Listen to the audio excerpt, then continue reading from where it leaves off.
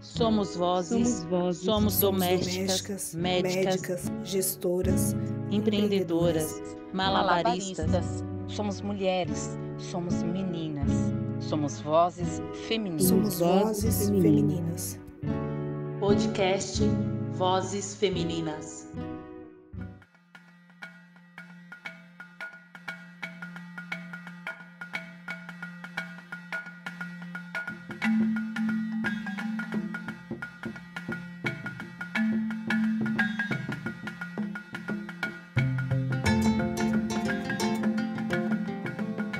Olá, seja bem-vinda, bem-vindo e bem-vindes ao Vozes Femininas. Eu sou a Catiana e o tema de hoje é ancestralidade, musicalidade e movimento. O Vozes Femininas é uma produção coletiva que tem a participação da Júlia Lúcia, da Kelly Baptista e minha, Catiana Normandia. Nesta segunda temporada, eu compartilho a apresentação com a minha parceira Júlia Lúcia. Oi, Ju, tudo bem? Bem-vinda! Olá, Catiana, que alegria! Finalzinho de ano, todo mundo aí na expectativa. Graças a Deus estamos aqui com os nossos queridos ouvintes, com os nossos queridos companheiros e com a nossa entrevistada de hoje, que é Luana Baiô. Ela é cantora, educadora e compositora paulistana do Campo Limpo, bairro da Zona Sul da cidade de São Paulo. Ela tem um trabalho primoroso, fortemente marcado pela presença da música negra em diáspora. Já integrou coletivos como o Bloco Afro-Iluinã, Companhia Treme Terra, Companhia Ataré de Teatro e o grupo Macembas de Ialodês. Em 2018, a Luana Baiô foi convidada pelo Primeiro Andar Estúdio e Produções para gravar a releitura do LP Quarto de Despejo, da escritora revolucionária Carolina Maria de Jesus. Carolina era também compositora e Luana trouxe essa obra de forma surpreendentemente bela. Com o show Voz Negra Baiô, percorreu São Paulo, Brasília e Rio de Janeiro. Sua música, Deusa, é um desabafo empoderado sobre a liberdade de ser uma cantora negra e insubmissa, cheia de lirismo e poesia. Recentemente lançou o show Tambu, um trabalho que recebe a direção musical de Giovanni de Ganzá e direção artística de Martinha Soares. Tambu é um resgate dos batuques paulistas que se encontram com músicas autorais que fizeram e fazem parte da trajetória de Luana Baiô e hoje são apresentados com uma nova roupagem. Bem-vinda ao Vozes Femininas, Luana Baiô. Olá a todos, todas e todes. Primeiro quero agradecer estar aqui, no Vozes Femininas Podcast. É uma honra muito grande. Eu que acompanho esse trabalho pelas redes já faz um tempinho, já vi tanta gente maravilhosa passando por aqui. Então, tantas mulheres assim que são inspiração para mim, né? Então é uma grande alegria, uma grande satisfação. Agradeço demais por vocês, pelo convite. A gente que agradece, maravilhosa. Muito obrigada aí por vir compor o Vozes Femininas, por estar fechando a segunda temporada aí de forma linda e maravilhosa, porque o nosso ouvinte que não conhece Luana Baiô, gente, ela é uma rainha, uma pele preta maravilhosa, toda digna, muito maravilhosa, muito majestade. Depois vocês procurem lá a fotinha dela que vocês vão ver o que eu estou falando. Quem é Luana, maravilhosa. Muito obrigada, viu, Preta? Bem-vinda para nossa gira e que seja leve aqui, esse papo gostoso. E para iniciar, eu queria que você contasse assim para a gente de onde que vem, como é que se formou a Luana Baiô, quais são as suas origens, assim, a sua ancestralidade, porque você fala muito assim na sua identidade musical, ela é composta muito da sua ancestralidade, Você traz muito isso forte. E aí eu queria que você compartilhasse aqui conosco e com o nosso ouvinte de onde que vem isso, essas suas raízes? É interessante, falar que a questão da nossa ancestralidade, ela perpassa o caminho das mulheres, né? Então, eu honro aqui as mulheres que me formaram, minha mãe, Elisete Barbosa, a minha avó também, Maria Aparecida, e toda a linhagem dessas mulheres. E aí eu entendo hoje que a gente só conseguiu chegar até aqui pela espiritualidade, e a espiritualidade que vai além da questão religiosa. A minha família não necessariamente era assumidamente de terreiro, né? Porque as nossas famílias, muitas vezes, elas tinham práticas dos terreiros, porém não assumiam isso, né? Recentemente, ontem eu estava conversando com a minha mãe, ontem ela falava assim, porque eu te batizei na igreja, né, Luana? Mas eu tive que batizar com o preto velho também, porque você tinha tanta coisa, né? E isso é uma coisa que ela vem falando recentemente, né? Então, antes ela não falava isso. E aí ela falava que você tinha muito problema de saúde, então eu tive que batizar com o preto velho, com a preta velha. Então, assim, eu entendo que essa minha ancestralidade, ela não ela é minha, mas ela também vem como uma herança da minha família, principalmente das mulheres, né? Dos homens também. Então, assim, eu fui muito criada na Igreja Católica. Meu pai, né, a parte do meu pai é adotivo, mas a família que criou meu pai vem de Minas Gerais, e eles tinham uma questão religiosa com a igreja muito grande.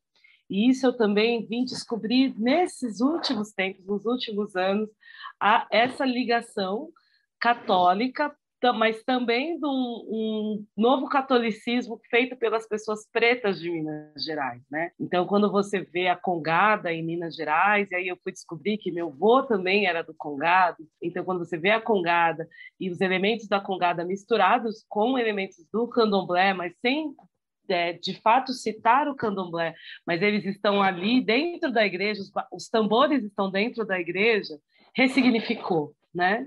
E como forma de resistência. Então, a minha ancestralidade, ela passa por esse lugar.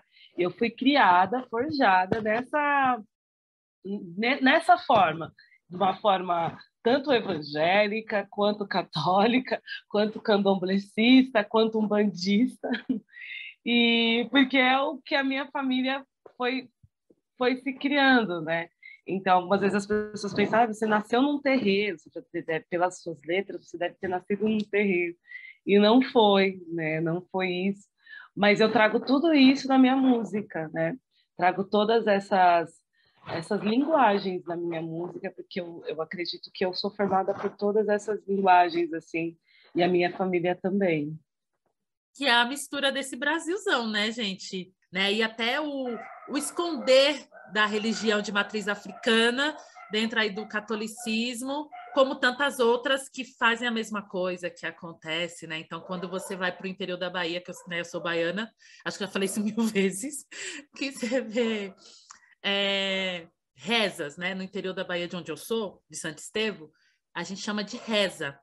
Mas nada mais é do que essa mistura também que você está falando, né? Então, a gente reza um terço, né? Reza para um determinado santo, mas que também ali tem alguns rituais que você identifica como outras coisas, assim, que não necessariamente é do catolicismo, né? Então, reza terço, oferece caruru, aí tem sambada, aí tem não sei o quê, aí tem não sei o que lá, aí mistura tudo e eles chamam de reza, né? Mas é isso, são as formas estratégicas de você viver a sua fé, né? Que essa fé múltipla, assim, eu entendo como uma fé múltipla, não necessariamente de uma determinada religião, mas de várias religiões que o pessoal aí, muito inteligente, e foi resistindo, né? Então é isso, e eu acho lindo demais, demais, demais. Inclusive, saudades de uma reza, né? Aglomerar numa reza. Oh, nem me fale, menina, nem me fale. E assim, eu sou aqui de São Paulo, do Campo Limpo, mas é muito interessante você falar isso, porque quando eu fui à Bahia, eu senti essa mesma conexão de Minas Gerais, né? Aquela coisa da igreja, mas o candomblé dentro da igreja. E eu falava, gente, o que está acontecendo? Mas é muito próximo, né? Como o nosso povo foi pensando resistência pela espiritualidade, sabe? Então, eu fiquei encantada em Salvador, né? Eu não cheguei aí para o interior, mas eu fiquei bem encantada com isso também. E é bem comum, viu, Luana? E esse interior que eu tô te falando, porque a gente fala que Bahia é enorme, e é enorme mesmo, é um país, né? E aí, e essa parte que eu tô falando, dessa parte assim de espiritualidade mais de matriz africana, tá ali perto do Recôncavo, né? Porque se a gente for para um outro interior da Bahia, mais para o sertão, já não é tão parecido com a nossa. É uma outra coisa, é uma outra realidade. Então, essa que eu estou falando é ali perto do Recôncavo, perto de Salvador, né, perto de Cachoeira, que aí mistura tudo realmente, onde teve toda a resistência de lutas dos povos escravizados, né? Então, de misturar e mistura tudo e faz tudo, né? Então, aonde o candomblé se mistura com o catolicismo fortemente. Que massa. Essa Bahia é um espaço de resistência mesmo, né? A revolta dos malês, que aconteceu nesses territórios dados pela Catiana, é um espaço também de sincretismo religioso. E parece que Luana Baiô é resultado desse sincretismo. E, Luana, você fez a releitura do Quarto de Despejo, que é também uma manifestação de cultura, de saberes, de Carolina Maria de Jesus, que é uma autora brasileira considerada como uma das primeiras e mais destacadas escritoras negras do país. Como foi viver a releitura de Quarto de Despejo? Olha, primeiro eu entendo como um presente, foi um presente assim de Carolina para mim. Eu comecei a ter uma ligação muito forte com a Carolina quando eu fui convidada, né? Esse coletivo Primeiro Andar, vou contar só um pouquinho da história, porque eu acho que é importante. O coletivo Primeiro Andar Estúdio, ele fica localizado no Grajaú. O Grajaú é um bairro muito próximo de Parelheiros, né? E o que acontece? Poucas pessoas sabem, mas quando Carolina já tinha ali pelos seus 60, 70 anos, ela morou em Parelheiros, aqui em São Paulo. Então, a família dela veio para cá, para a Zona Sul. E ali eles começaram a pesquisar e ver os livros, né? Tem uma biblioteca chamada Carolina de Jesus também, e né, em Parelheiros. E aí o que acontece? Eles falaram, gente, Carolina tem um disco. E é tão pouco falado isso, né? Que Carolina também tem um disco. Poucas pessoas citam o disco dela nas falas. Citam o livro Quarto de Despejo, né? Não só Quarto de Despejo, mas outros livros que ela tem também. E aí eles tiveram essa ideia de pensar como que seria uma releitura nos nossos dias, pensando também em território. Pessoas que estão nesse território, mulheres que estão aqui nesse território, e como que a gente faria isso, né? E aí eles me convidaram. Quando eu ouvi, assim, eu falei... Por isso que eu coloquei lá, né, que Carolina é revolucionária, porque eu penso Carolina como uma mulher que ela era tão à frente do tempo dela, que além de escrever, escrever assim, a parte mais da biografia, do diário, ela escrevia música, e músicas, e músicas, e músicas, e não são só as músicas que tem ali no disco, tem muito mais música. Então, assim, imagina a capacidade criativa dessa mulher, né? E ela não tinha, assim, barreiras. Ela passava, ela não tinha essa coisa, porque a gente sabe que no mundo da música, a questão da composição, ela, por muitos anos, e isso é bem recente, por muitos anos, ficou dada aos homens, como esse lugar da criação musical. E as mulheres tinham muito esse lugar da intérprete, né? Então, a gente vê cantoras e cantoras que muitas até tinham suas composições, mas elas nem assinavam a composição. Então, por exemplo, a primeira mulher, que não vou dizer que é a primeira, mas do samba, reconhecidamente, foi Dona Ivone Lara. Isso já está muito tarde, porque, por exemplo, em samba enredo não podia ter o nome de mulheres, somente o nome de homens. Então, imaginem vocês, assim, Carolina, ela lança um disco autoral. A gente vem falando recentemente de trabalho autoral. Ela faz isso em 1960, sabe? Ela lança um disco autoral sendo uma mulher negra, uma mulher periférica, né? Uma mulher que confiava na potência dela. Então, ali que a minha ligação com a Carolina, eu falei assim, gente, o que foi uma mulher em 1960 que sai de uma favela, que lança livro. Tudo bem que a gente tem aí as pontes com o jornalista que vai que vai fomentar, né, esses lançamentos, mas ela não tem um limite assim para um lugar de criação e de colocar projetos no mundo. Então ela vai colocando seus projetos no mundo, independente do que as pessoas vão falar. Para algumas pessoas, talvez as letras fossem muito simples, mas as letras do disco, elas são um resumo do livro. É muito interessante, por isso que tem até o mesmo nome, que é Quarto de Despejo. Então, as letras resumem muito a vida dela, assim. Eu quando comecei a observar, né, fazer o estudo ali das músicas e da forma como ela cantava, ela traz essa inspiração das cantoras do rádio, também, né, que naquela época eram cantoras do rádio, mas era interessante, imagina só, as cantoras do rádio estavam num outro lugar, sabe? E Carolina vai fazer o projeto dela, independente disso. Então, é um estudo muito bacana, que eu acho que a gente também precisa falar mais desse lugar de Carolina compositora, né? Então, isso para mim, assim, me fortaleceu muito, sabe? Me fortaleceu muito.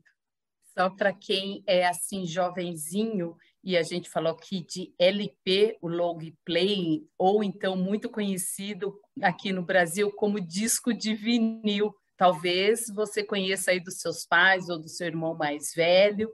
Então, quando a gente está falando de LP, a gente está falando desse disco de vinil que a Carolina de Jesus lançou, como bem comentou a Luana Baiô, e quem é o jornalista que lançou a Carolina de Jesus foi o Audálio Dantas, que morreu recentemente, em 2018, não é, Luana?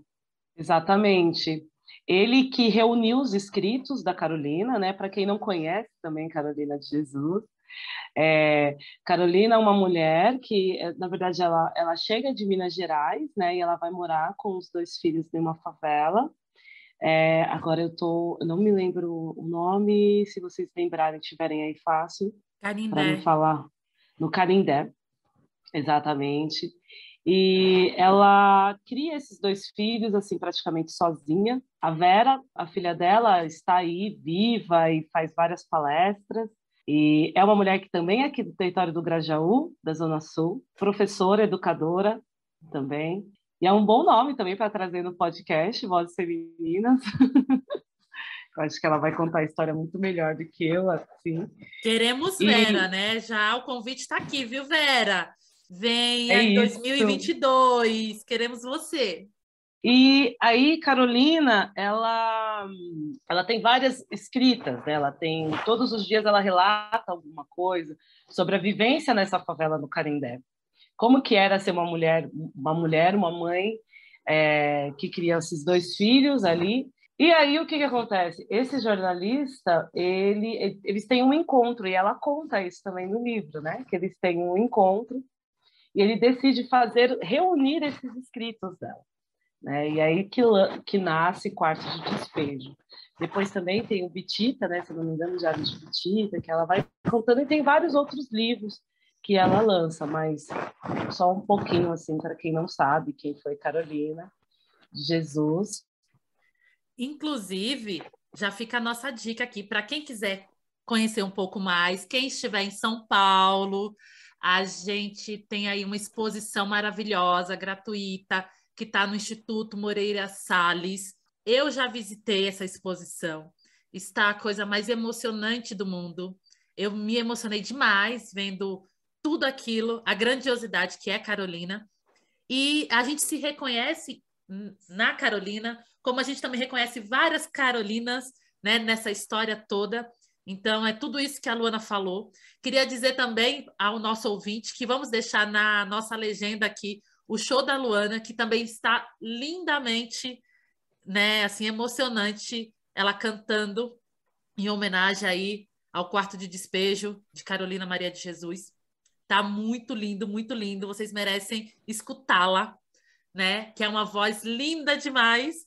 Então tá tudo lindo, gente. Então tem a exposição no IMS e tem o show no YouTube da Luana, que vamos deixar na legenda para que vocês possam curtir, apreciar, conhecer essas mulheres que fazem e fizeram aí o Brasil, né? E levar o Brasil para um outro lugar. Mas está muito, muito lindo, viu? Ai, eu fiquei muito emocionada assim, com a exposição. Não sei se vocês já foram ver, mas vale muito a pena. Eu acho que fica até o ano que vem, né? Então, tem tempo aí para quem quiser. Eu ainda não fui, mas quero ver. Em janeiro estarei lá. Amém. Ô, Estarei Lu, lá. eu tenho certeza. Aí você vai se apaixonar como eu me apaixonei, que né, você já, né, imagina, gente. Deixa eu te fazer uma pergunta que eu tô curiosa. Quando é que você se tornou cantora? Em que momento da sua vida assim você falou assim, poxa, agora eu vou cantar? Ou isso foi automático, foi orgânico? Como é que foi isso na sua vida? Então, como eu falei lá no começo, eu ia para a igreja, mas tem um segredo. Eu ia para a igreja, gente, porque na igreja tinha uma banda e eu cantava na banda da igreja, assim. Eu só ia por conta disso, eu nem gostava das outras coisas. Ai, gente, vou para cantar. E isso eu tinha 12 anos, né? Tinha 12 anos, mas eu ainda não me entendia como cantora. Cantava, eu gostava de cantar. Cantava. Eu me descobri como cantora, na verdade, foi numa roda de samba, num barzinho, na Vila Madalena. Quando chegaram, eu vi uma roda gigante, assim, e tal. E aí um amigo fala, ai, você canta bem, por que você não canta lá na roda? Né? Porque essa roda é uma roda, assim, quem chega, canta e tal. E aí eu falei, imagina, uma roda com tanta gente, com, né, tantos músicos e tudo mais. E aí, nessa, eu falei, quer saber de uma coisa? Eu vou lá cantar. E é isso, assim, né? O samba, eu cantava nos quintais já, sabe? Eu cantava no quintal de casa, mas como brincadeira, né? Eu acompanhava meu pai toca cuíca, toca percussão e tudo mais. Mas, assim, era uma brincadeira, vamos dizer, né? E aí, quando eu cheguei nessa roda, que eu vi as pessoas olhando para mim, assim, agora você vai cantar, sabe? Quando as pessoas param e ficam ali esperando você entregar alguma coisa, sabe? E aquele medo, aquela adrenalina e a roda de samba, porque aí você fica ali meio que no comando, né? O samba ele tem muito isso, o cantor, né? A cantora, tal, quando tá ali no meio, ele que vai fazendo o comando, sabe? Se a música é mais para frente, qual que é o tom, qual que é o andamento, sabe, mais alto, mais baixo. Cantor é quem vai comandando. E aí eu entrei e falei, e agora, assim, o que eu vou fazer com tudo isso, sabe? Não vou dizer que foi fácil, assim, mas ali, para mim, foi muito forte estar naquele lugar. Acho que é isso, assim, é o primeiro cachê que você recebe, mesmo que não seja um cachê grandioso, que a gente espera, tal, mas o primeiro cachê te mostra ali que você, de fato, agora é uma cantora, né? Que você está recebendo por um trabalho que você ofereceu. Então, eu acredito que eu me descobri dessa forma. Primeiro na igreja, como eu disse, e mais para frente na roda de samba. Ai, gente, que maravilha. O primeiro cachê a gente nunca esquece, né? E ainda bem que você tomou coragem para se assumir cantora, porque você é uma ótima cantora. O mundo precisa te conhecer, né? Axé. Axé. E falando em... Obrigada, cara. Imagina, o que é bonito tem que ser falado. É isso, é isso, é isso. E falando em movimento, conta aqui para nós e para o nosso ouvinte como é que foi o processo aí de produção, de criação do Show Tambu, né? Que a Júlia falou lá no início aqui da nossa conversa. Conta aí para a gente como é que foi esse processo. Cantora Luana Baiô. Tambu é um show que eu gosto demais, assim, que eu gosto muito, porque eu amo demais a cultura preta em todos os seus aspectos, mas eu percebi que assim eu conhecia muito pouco da cultura preta do Sudeste, né? O que a gente fazia aqui em São Paulo? Quais eram os batuques de São Paulo? Quais eram os compositores paulistas que a gente tem atualmente, os que já se foram? O que eu podia falar ainda, sabe? Falar de jongo, falar de batuque de umbigada, trazer o samba de São Paulo. E aí eu senti essa necessidade de falar um pouco mais e trazer um pouco mais da minha música também, né? Num show que tivesse a minha música gravada. E aí eu recebi o convite da Pôr do Som, que é uma produtora, que falou assim, olha, a gente... esse show nasce, na verdade, o Tambu nasce dos Batuques e Folias Paulistas, né? O Batuques e Folias Paulistas foi um show que eu fiz, foi um show pontual, assim, para o dia 25 de janeiro, aniversário de São Paulo, e aí foi para esse evento do dia 25, mas passou. E aí, depois de alguns meses, o pessoal da produção me chamou, falou assim, nossa, a gente gostou muito, só que não podia ser o mesmo nome, né? Porque era um show especialmente para a secretaria, isso. E aí nasceu o Tambu. Para quem não sabe, o Tambu, na verdade, ele é o tambor. Então, nas rodas de jongo, nas rodas de batuque de umbigada, dos batuques, enfim, mais aqui do Sudeste, né, Minas Gerais, Espírito Santo, São Paulo, a gente tem o pessoal não chama de tambor, mas chama de tambu. E o tambu, da mesma forma que em outros lugares do Brasil, ele é o centro. Então, tudo acontece em volta do tambor. Tudo, a fogueira, né? A gente aquece o tambor é consagrado, dependendo do lugar, o tambor ele é orixá, né? Orixá, eu digo assim, ele come, né? O tambor ele é uma entidade, na verdade, né? Não um orixá, mas uma entidade. Então, e aí eu fiquei pensando nisso, que a minha música sempre tem esse lugar do tambor também, e eu sou uma mulher que eu honro toda a minha ancestralidade, né? Minha ancestralidade principalmente também, que vem do Nordeste, do meu avô, né?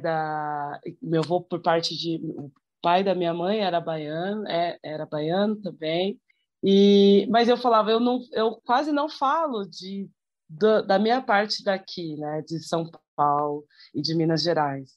E aí eu procurei trazer essa linguagem no show, Tambu. Então, quem quiser ouvir, tá lá no YouTube. E tem uma coisa, a gente ontem lançou um single, né, uma das músicas que é o Refúgio, uma música que chama Refúgio, que é do Ravi Landim, compositor aqui da Zona Leste. E o disco vai ser lançado, o disco completo de Tambu vai ser lançado em janeiro. Então, logo menos tem novidades por aí. Logo menos tem novidade. E quem sabe Luana Baiô aqui numa segunda edição para a gente conhecer com mais detalhes esse novo trabalho, né? Ou o resultado desse trabalho que é o Tambu. E você está falando aí de manifestações na música que tem muito a ver com o resgate da memória, com o resgate da história e da cultura paulista. Então, você falou do batuque de umbigada, que é uma dança afro-brasileira, falou do jongo e de outras tantas manifestações da nossa cultura. Então, seu trabalho é também um trabalho educativo. E você é educadora. E eu queria justamente saber como que é essa questão de Luana Baiô, que é cantora, ser também uma educadora. Você falou que trabalha com letras, né, língua portuguesa e espanhol. Queria entender um pouquinho esse outro lado ou mais um lado de Luana Baiô. Nossa, gente, é mais um lado... mais um lado, porque é isso, né? A gente que é mulher preta, a gente é múltipla. Eu entendi, ultimamente eu venho pensado muito nisso. A gente produz, a gente cria a arte, a gente canta, dança, interpreta, dá aula.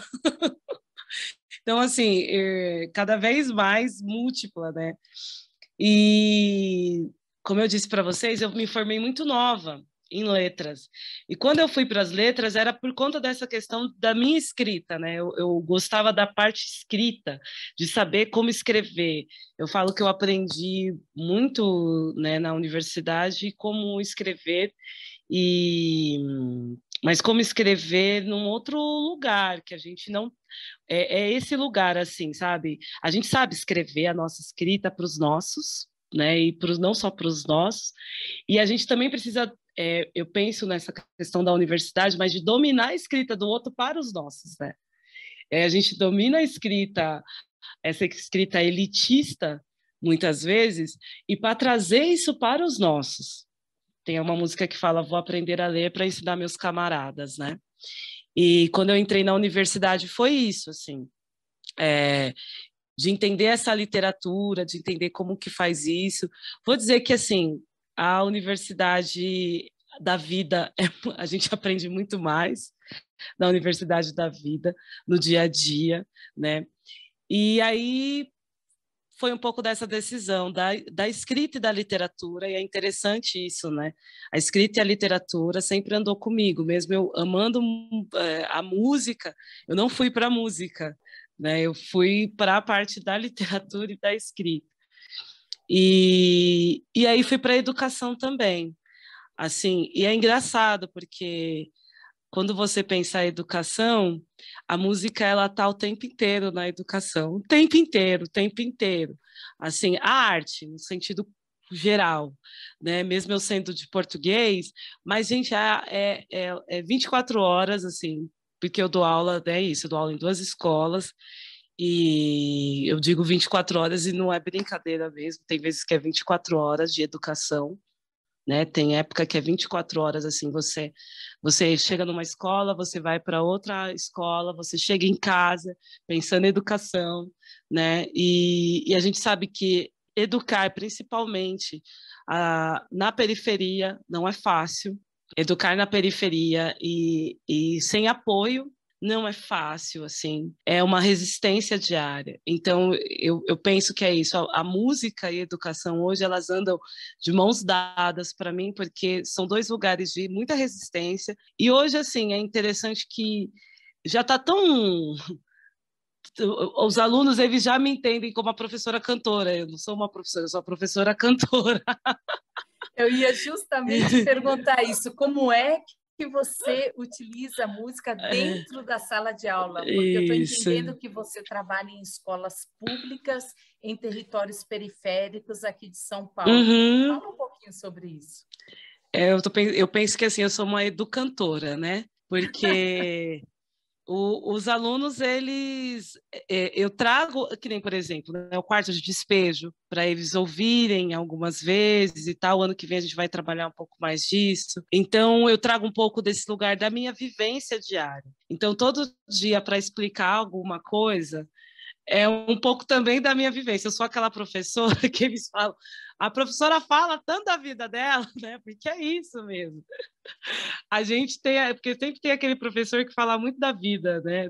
Nossa, mas aquela professora fala tanto da vida dela. É porque, assim, é isso que eu falo, sabe? A minha vida é uma vida na cultura popular, entendeu? E a cultura popular ensina, o jongo, a roda de samba ensina. O jongo ensina, o batuque de umbigada ensina, a congada é educação o tempo inteiro. Você tem que aprender a respeitar os mais velhos, você tem que aprender a respeitar o tambor, você tem o tempo de entrar na roda, você tem o tempo de sair da roda, né? Você não pode ficar ali na roda, no meio da roda, o tempo inteiro numa roda de jongo. Não é só você que tem ali, tem outras pessoas para dançar também, tem outras pessoas para brincar, que a gente fala que nós somos brincantes. Então, a educação, acho que a gente fala pouco disso, mas deveria ser mais brincante como a roda, né? Porque é tudo muito sério, é tudo muito, muito rígido ainda.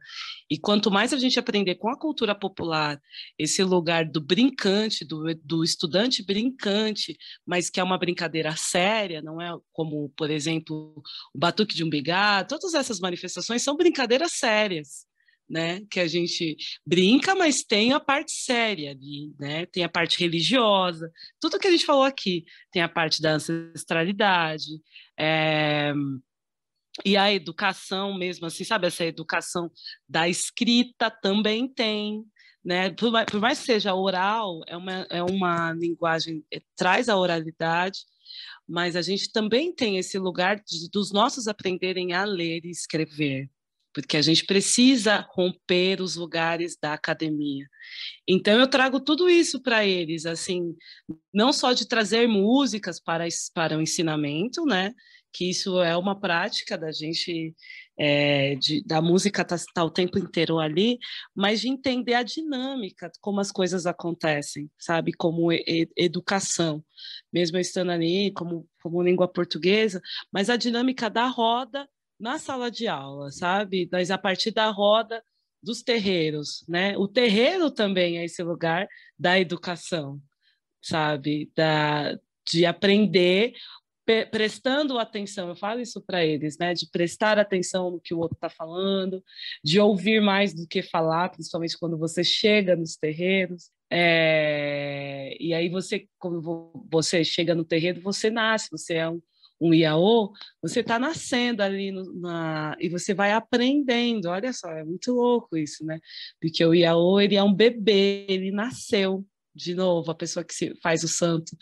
E aí ela vai muito mais ouvir do que falar dos seus primeiros 7 anos de vida, é que a gente fala. E a mesma coisa é a escola. Eu acho que a escola busca muito pouco os ensinamentos dos povos tradicionais, né? Então, eu fico pensando muito nesse lugar, porque eu fui criada ali, que nem eu falei, né? Eu fui criada nesse ambiente, nesse lugar do jongo, pensando na congada, mesmo sem ir na congada, mas com os ensinamentos do meu avô aqui, do meu pai aqui, lá era desse jeito. Então, eu tinha imaginado, lá era desse jeito, era assim que acontecia, né?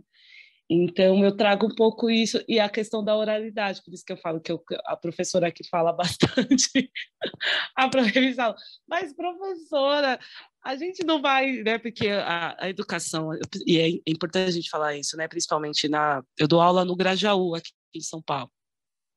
Infelizmente, os nossos alunos são alunos copistas, né, analfabetos funcionais, então é sempre uma educação de só copiar lição. Infelizmente, ainda hoje tem isso, é muito forte isso nas nossas escolas públicas, né? O aluno, ele não é ensinado a pensar, ele é ensinado a copiar, ele é ensinado a reproduzir, só isso, né? Ele não é ensinado a questionar, a falar, a se posicionar muitas vezes. E aí, quando eu falo para eles que eu vou falar mais e a gente vai criar mais do que copiar, isso, assim, é como a gente não vai copiar a lição, sabe? Então, eu venho lutando por isso, assim, de trazer esses ensinamentos para dentro da sala, assim. Grandes ensinamentos, né? Porque ser educadora é resistir todos os dias, né? Então, aqui estamos em 3 educadoras, né? Júlia, eu, Luana, a Kelly, que faz parte também aqui do Vozes Femininas, é educadora, então somos 4. E fora tantas outras que já passaram aqui pelo Vozes, a gente sabe que não é fácil. Isso, Lu, que você trouxe aí de quanto que a gente tem que quebrar essas barreiras de fazer com que os nossos jovens, eles entrem numa escola, mas que eles saiam pensantes, né? Críticos, é urgente. Esses dias, teve uma jovem aí que eu consegui uma vaga para ela, de jovem aprendiz. Isso é um dos casos que eu fico assim, às vezes, gente, o que a gente está fazendo, sabe? E aí eu compartilhei um post falando assim, tem que exigir a 2ª dose da vacina para quem vai voltar em 2022. E ela me responde, ela teve coragem de me responder, que eu fiquei em choque, assim, eu tô rindo de desespero, porque igual ela deve ter vários. Ela falou assim, ai, que bom, tomara que exija, assim eu não tenho que tomar vacina. Eu fiquei em choque, porque é uma jovem, que aí a gente tá falando do futuro do Brasil, né, gente? 18 anos, né? E fala que, então, que bom que tem que exigir, porque dela não toma vacina e ela não vota. Aí eu falei, gente, isso é muito perigoso. Que tipo de consciência social, política, que a gente está trazendo para esses jovens, principalmente periféricos, porque essa é a realidade. O que eu estou ensinando para esse povo? Ou o meu discurso também não está servindo de nada? Porque se eu escuto isso em 2021, no ano caótico que a gente está vivendo, né, de pandêmico e com tudo, né? com a desordem total. Uma pessoa me fala isso, eu juro, eu fiquei assim decepcionada. Para mim foi como um soco no estômago, porque não é possível. E aí é o nosso papel de educadores, educadoras, de tipo, gente, não é assim. O que você está falando? Olha a gravidade. Aí voltar de novo, contextualizar, porque a gente acha que está todo mundo consciente, mas não está. Não está. Não tá. A gente acha que a gente vive também dentro das nossas bolhas, né?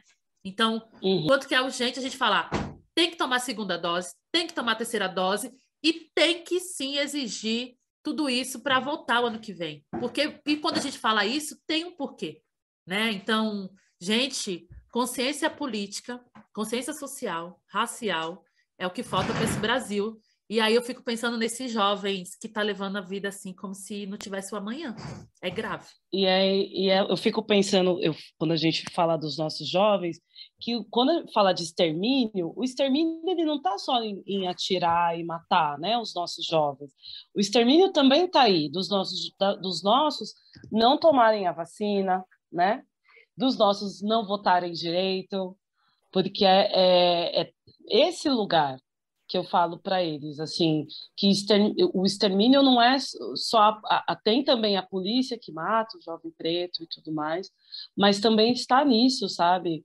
É uma questão, o extermínio mental, que eles não... Eu falo para eles isso, assim, de aprender, né? Aprender a criticar, eu falo, assim. Para mim isso é muito forte, não aceitar, são coisas que a gente não pode aceitar. Não dá para aceitar, é isso, assim, eu dou aula para alunos do 9º ano, e eu percebo isso muito forte, gente, que eles recebem com muita facilidade tudo que trazem, né, ainda, sabe? E tá tudo bem não tomar vacina, e tá tudo bem, e não tá tudo bem, né, e não tá tudo bem, assim, o jeito como a gente está vivendo, sabe? Então, eu também, como educadora, eu fico pensando nisso, Kati, como essa alienação mesmo, assim, eu fico vendo, assim, é uma alienação. É uma doença, né? Porque uma doença. Ela se propaga e ela é estrutural, porque ela vai acompanhar esse cidadão em todas as fases da vida dele. Como eu pego esse jovem lá na ponta, na universidade... E hoje, tanto na universidade privada quanto na universidade pública, seja ela estadual, federal, a gente ainda tem esse jovem que vem sem condições de fazer uma leitura crítica da própria realidade. Mas, por outro lado, a gente também vê o quão transformador são as estratégias pedagógicas que você traz elementos que dialogam com a realidade dele, né? Você traz a música com a qual ele identifica, com a qual ele consegue se reconhecer, o quanto que isso também ajuda ele repensar, ajuda ele virar a chave, né? Deixar de ser o copista, como você colocou, Luana. E eu ainda sou daquela que acredita, e eu sei que todas nós acreditamos, né? E é por isso que estamos aqui, que por ser jovem também, mesmo que estruturalmente forjado num sistema que é de extermínio proposital, porque quanto mais empobrecido, melhor para o sistema. Quanto mais exterminado simbólica, emocional e intelectualmente, melhor ainda para esse sistema, que vão ter sempre essa mão de obra barata, vão ter sempre esse eleitor equivocado, que está sempre em busca de um salvador da pátria. Mas esse mesmo jovem, quando a gente consegue acionar com estratégias como a sua, estratégias brincantes, criativas, com a qual ele se identifica e ele vira a chave, ele também é transformador. Então, é por isso que a gente está aqui, né, Kati? É por isso que a gente está aqui. Porque desistir para a gente, né, mulheres pretas, não existe, não é verbo. Não existe. Para a gente, não. A gente não tem um minuto de paz, mas é isso. Estamos aqui, assim, ó, mais ou menos firmes, mas estamos aqui. Na luta, na Na luta, é luta. isso, gente. A vida do educador não é fácil, mas Não. a gente continua. A gente continua. A A gente gente... acredita, né? Eu acho que a educação, você é isso. Para mim, eu entendi isso assim. Você estar na educação é ter esperança o tempo inteiro, é acreditar o tempo inteiro. Se o educador não acredita mais, gente, já está fazendo o papel dele, assim. Se a gente deixar de acreditar na transformação da vida das pessoas, acabou, assim, por um educador, né? Então, e mesmo que é isso, muitas vezes a gente sabe que não vai salvar a gente quer isso, a gente quer salvar todo mundo, mas algumas vezes não vai ser todo mundo, e isso é um fato, né? Eu tenho 10 anos de educação e eu fui aprendendo isso com o tempo, né? Que não vai ser todo mundo, infelizmente não vai ser, mas você vê aquele que volta assim com retorno e compreende, sabe?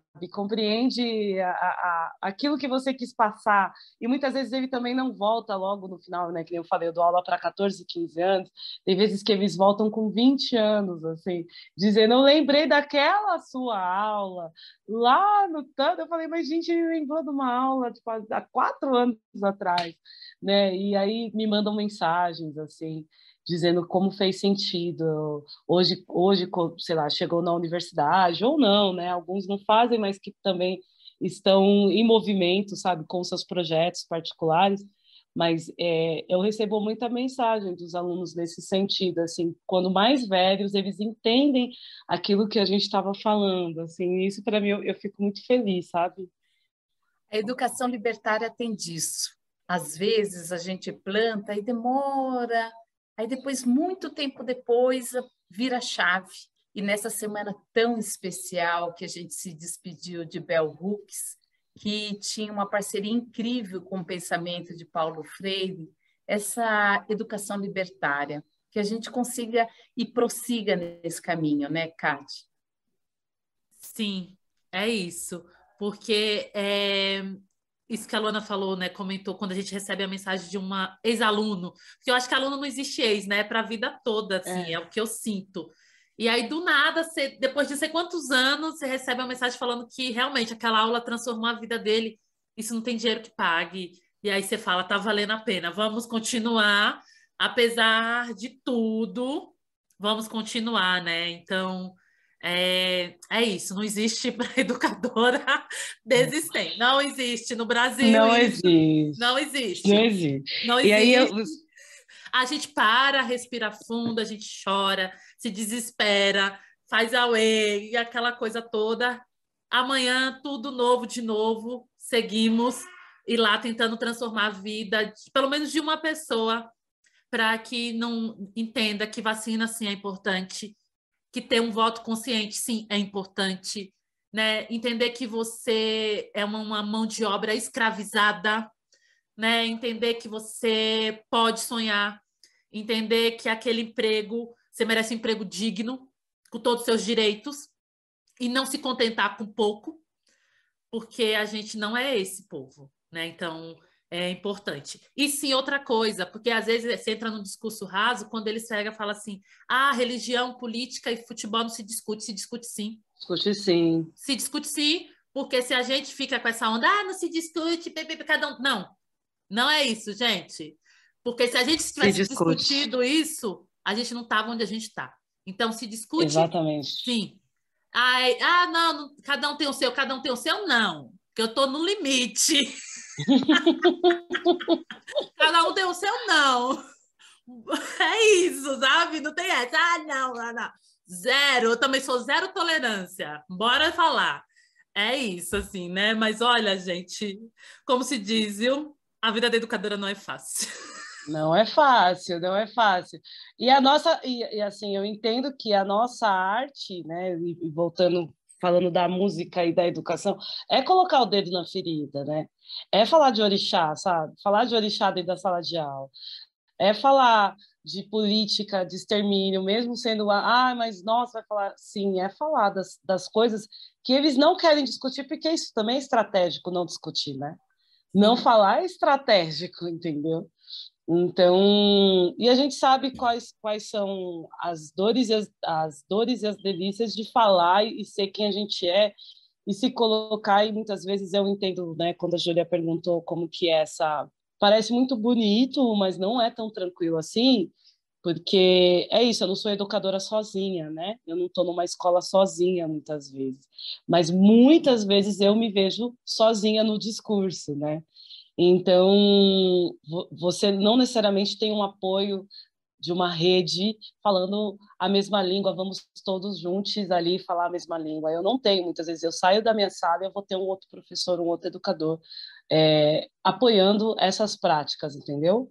Então, e aí todo o trabalho que eu fiz algumas vezes, ele vai ser destruído. Um pouco para dizer isso, assim, e na música é a mesma coisa, né? Na música é você não ser uma cantora da mídia, né? Porque é isso, a minha música, ela não é uma música midiática, mas é uma música que fala de educação, entendeu? Porque é isso que a gente... para mim, a minha vida já está muito misturada já, né? Não consigo mais separar a educação da música, assim, da arte. E não tem como separar, porque para mim hoje já é a mesma coisa. Assim. Então, a minha música, ela é uma música assim para a gente se compreender, sabe? Eu entendo isso, assim, se compreender e fazer sentido. Não é a música, lógico que para algumas pessoas vai ser, mas a gente está indo na contramão, né? Na contramão do sistema. Quando falar de tambor, né, gente, falar de tambor no Brasil, para a gente parece simples, mas não é simples, assim, não é tranquilo. A gente tem um país que fala, a gente está falando de racismo religioso também, né? Que extermina também os terreiros, os povos de terreiro. E trazendo um pouco vocês estavam comentando da Bell Hooks, né? E trazendo um pouco disso dos ensinamentos, né, da Bell, tem um livro também, Ensinar a Transgredir, que eu acho que é interessante da gente trazer esse livro. E um outro, que é o mais novo que eu estou lendo agora, Tudo sobre o Amor. E tem uma frase que ficou marcada para mim, que foi uma frase que ficou marcada para ela. Ela conta que todos os dias ela passava num muro e estava escrito assim: apesar das improbabilidades da vida, eu continuo acreditando no amor. E para a gente, mulher preta, isso para mim é uma frase muito forte, assim, né, que me deixa até emocionada, que assim, a gente sabe da quantidade de improbabilidades e dos nãos e das coisas que não dão certo, mas apesar disso tudo a gente continua acreditando, né? A gente continua acreditando, porque é isso que nos faz manter viva. Então, eu queria trazer um pouco disso. Ai, Luana, que coisa linda. Fiquei aqui emocionada. Um viva aí, Bell Hooks, para sempre, né? Queria que você deixasse aqui, em forma de música, um conselho para nós e nosso ouvinte não desistíssemos, né? E acreditássemos, esperançássemos aí para o ano de 2022. Pode cantar para a gente um pouquinho, um trecho, alguma coisa que vem na sua cabeça agora, assim? Olha, eu tenho uma música minha que eu gosto muito, que chama Deusa. Vai lá, arrasa. Ela é assim: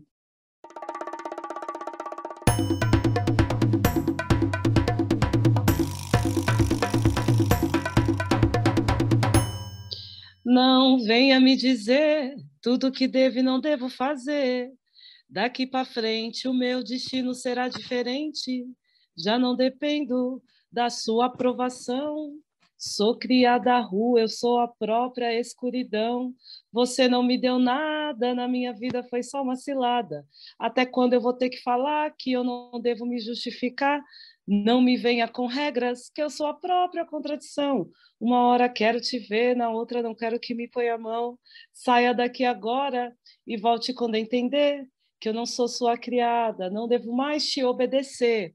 A minha liberdade vale mais que 1 milhão. Sou deusa, sou rainha, respeita o meu não. A minha liberdade vale mais que 1 milhão. Não sou deusa, sou rainha, respeita o meu não.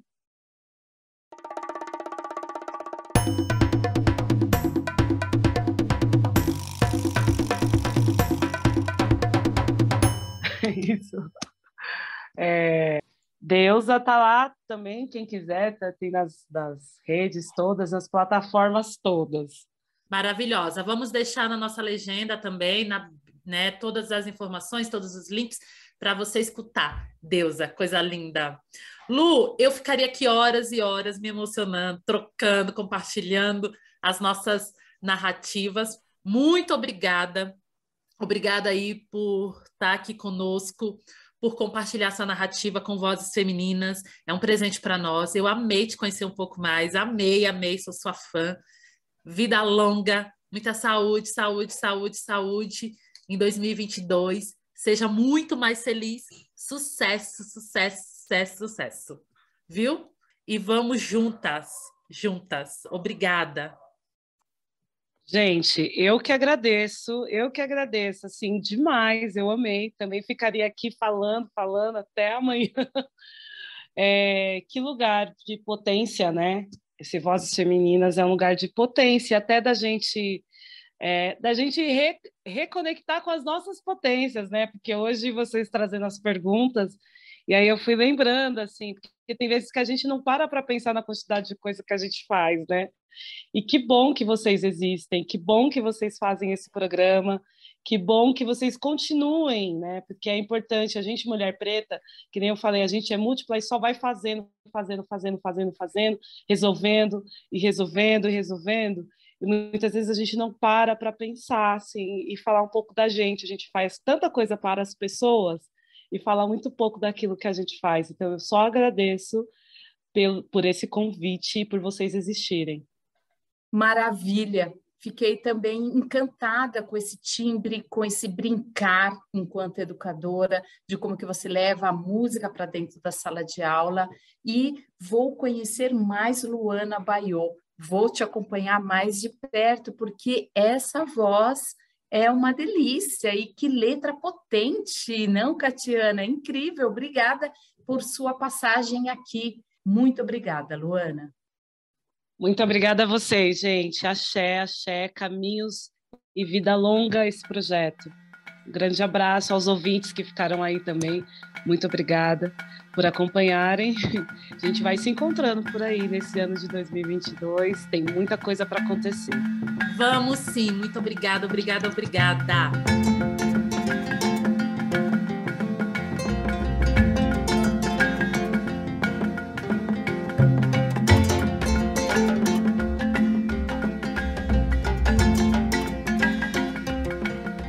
Esperamos que você, nosso ouvinte, também tenha gostado dessa nossa voz feminina cantante, que foi a nossa convidada de hoje, a Luana Baiô.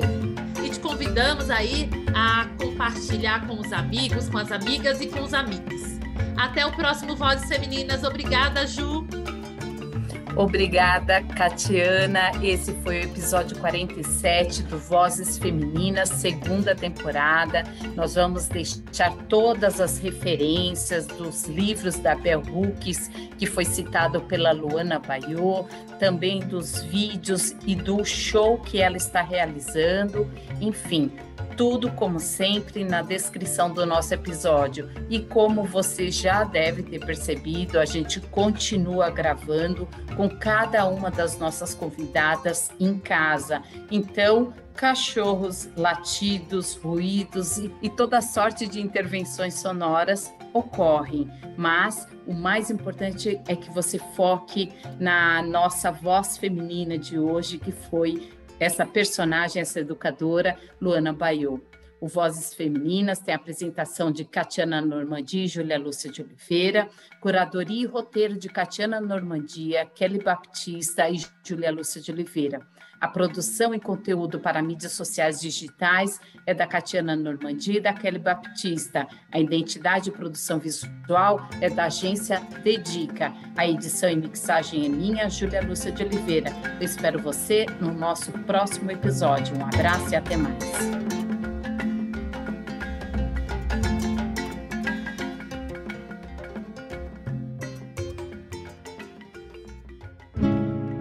Somos vozes, somos domésticas, médicas, gestoras, empreendedoras, malabaristas. Somos mulheres, somos meninas, Somos vozes femininas. Somos vozes femininas.